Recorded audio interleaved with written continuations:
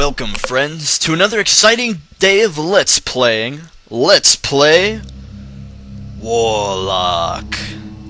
Yes, indeed, friends, let's play Warlock. A game where you take the role of a modern-day druid in an attempt to stop a great evil from returning to the Earth. Yes, this came out on the SNES back in the day. There were a lot of good things about it. Still are a lot of good things about it. It's got a nice storyline. Music has a nice feel to it. The overall atmosphere is dark and gloomy, something that wasn't easy to do back in the old day of sprites. So here we are picking up with the backstory. Once every millennia, when the sun aligns with the moon, druid guardians summon the... they summon the magic of their sacred rune stones, the magic of the rune stones to prevent some great evil from appearing. You can read that, I'm sure. It's terribly slow text. But yeah, I mean, I gotta say, friends, I back on the review, the real quick synopsis of the game before we start playing. I played this game back when I was probably around first grade, somewhere around there, first or second grade, and I'll admit I was a bit of a scaredy cat. Yeah, there's our protagonist blowing up there in the background. But anyway, I was a bit of a scaredy cat. This game actually frightened me. I mean, like, that's not a hard thing to do to a first grader, but it made enough of an impression on me that I was, yeah, what's the word? Involved. I was interested. The game engaged me in a way that no other game had before, and as such, it kind of stuck with me over the years. I think I looked up online. It seemed that there were quite a few Let's Plays for this already. I mean, not like extravagant amounts, but I mean, so I must not be the only one who enjoys the game and the setting of the game. Everything about this game, probably the first thing to notice is, for the most part, they've tried to make somewhat of a human, realistic looking game. They didn't go for cartoony or goofy like most of the platforming games that back in the SNES era did. You know, the safe bet to go back in this day was, if you want to just rattle off a cheap game to get something on the shelf, to get the idiot, mindless consumer to buy, you just make some really cartoony platforming game where basically you just run around and jump on people's heads, and it's a terrible knockoff of Mario. You just look up the SNES. The SNES is just littered with them.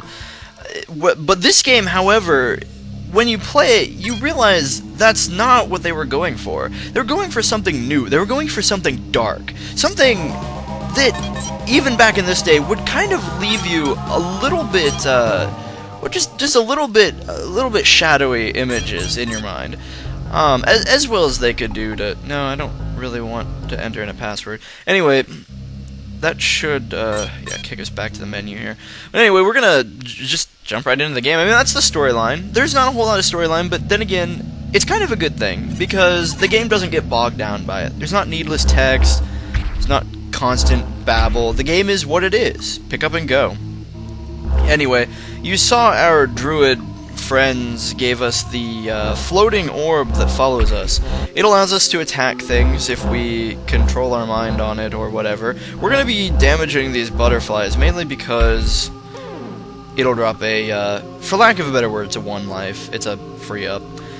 You can use it without dying. You know, normally when you die, you use your next life. You can actually use it as a full restore, like a full health option, should you decide to. Anyway, we've got some crows coming after us here, but nothing much to deal with.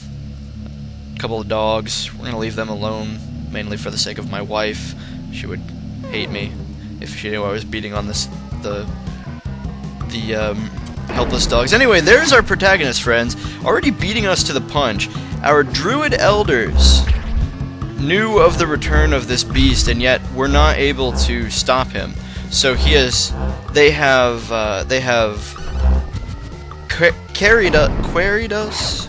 Well, they've basically recruited us, the modern day druid, to solve the problem. And we can see our protagonist is wasting no time trying to attack us and pretty much ruin our day. He's turned the very dogs against us. Not too much trouble, just kind of blast him away. Anyway, yeah, I actually kind of missed out on showing our main form of attack, which is, as many of you who have already played the game know, the blue magic, or whatever that is. It's not really explained. The quest for the first stone continues. Indeed. That's probably just a harmless guy, just walking around in a library, and oh, we've turned them all into zombies. How wonderful. Yes, friends, we're going to be running around in a library today, littered with zombies. How's that for your first dungeon? No, I would appreciate it if you would go away now.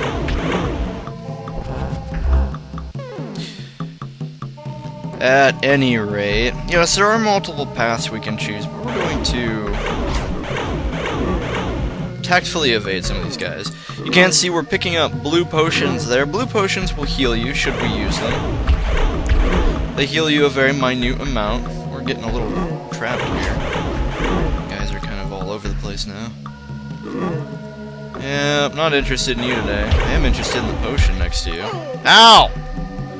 Yeah, that's another thing, friends. Don't assume because you've already fought a monster that the monster standing in front of you that looks exactly like it has the same number of hit points. Oftentimes, each monster has its own unique number of hit points on the map. Hey, guess what? I'm going to jump into your face, apparently.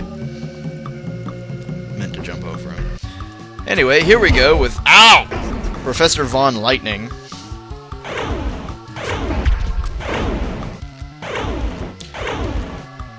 Not much to say about this guy. Just don't get hit like that.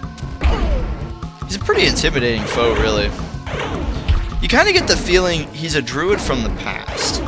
He's got long, flaxen hair, not quite blonde, but not white either. He's human-looking.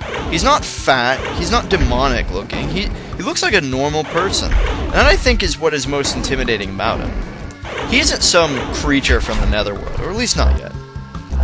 Anyway, I would assume, due to his weakened state, he is unable to fight us off, since he did just resurrect himself or whatever. He flies off as a crow, and we encounter our first runestone. Runestones will heal you, and open up a portal to go to the next world. I'm not entirely certain, but I think there's a bit of time traveling involved. I don't know if it ever explains it for sure, but judging on the locales, I would assume that the area that we just came out of maybe was the 1950s, 1960s, in some rural cottage or farmstead or something like that. You know, you saw the house in the background, the dogs and the crops in the field and everything, so. But anyway, when we pick up friends, we shall find out where the portal has taken us and what new adventures await for us in the future. So, we'll see you then, friends. Welcome, friends, to another day of Let's Play Warlock. Last we left off, we were trying to abate a great evil by collecting 6 runestones. Travel now to an ancient time where other stones under darkness and cursed guardians lie. But beware, for the rest shall not come as easily as the first. So that must have been where I got the idea that we were time traveling, because it did say travel now to an ancient time, so we must at least be in some other time frame. If an alternate time frame or possibly a different universe, but regardless. Some ancient time where magic and runestones existed, blah-de-blah-de-blah. The most important thing is spiders! Yeah! Freaking love spiders. They're my favorite monster in every game. Don't you all know this by now, friends? You should. After all, I freaking hate spiders! So if you don't know, I say this in just about every Let's Play, because it seems like every game decides to put spiders in it. I am an arachnophobiac. I can't stand spiders. This might be the reason why this game terrified me so much as a child, because this level is filled with spiders and plants that grab you.